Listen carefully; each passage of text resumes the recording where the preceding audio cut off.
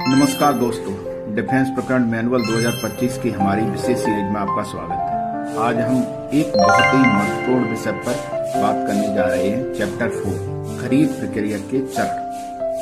अभी तक हमने समझा है कि रक्षा खरीद के नियम क्या हैं। आज हम जानेंगे जब फौज को किसी चीज की जरूरत होती है तो एक विचार से लेकर उस सामान के हाथ में आने तक का सफर कैसे तय होता है।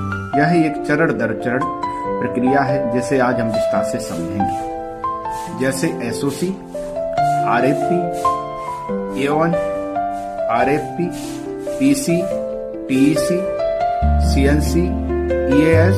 दोस्तों, हमें खरीद की जरूरत क्यों पड़ती है? सबसे पहला सवाल। तो इसके मुख्य 4 कारण हो सकते हैं। कमियों को पूरा करना।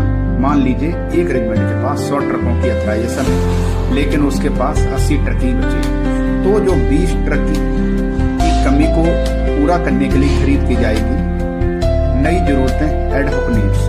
कभी कभी अचानक कोई नई जरूरत आ जाती है। उदाहरण के लिए शासन जैसे ऊंचे इलाकों में तैनात जवानों के लिए अचानक नए तरह के गर्म कपड़ों की जरूरत पड़ सकती है जो पहले से प्लान में नहीं थे। आउटसोर्सिंग। कुछ काम ऐसे होते हैं जो खुद करने से के बजाय बेहतर है आउटसोर्स से करवाना। जैसे किसी मिलिट्री बेस की साफ सफाई या कैंटीन का काम किसी प्राइवेट कंपनी को ठेके पर देना। यह सस्ता और ज्यादा कुशल हो सकता है।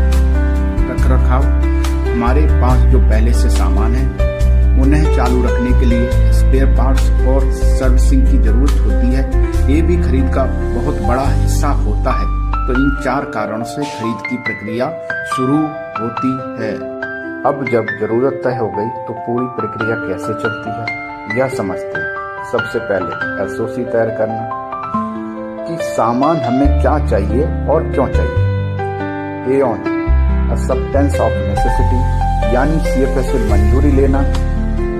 RFP, request for proposal, tender निकालना। फिर बाजार में खबर फैलाई जाती है कि हमें सामान चाहिए, अपनी अपनी कीमत बताओ।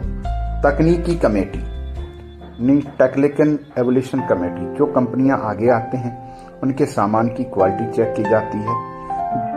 जो आपने टेक्निकल पैरामीटर दिए हैं क्या उन पर खरी उतर रही है।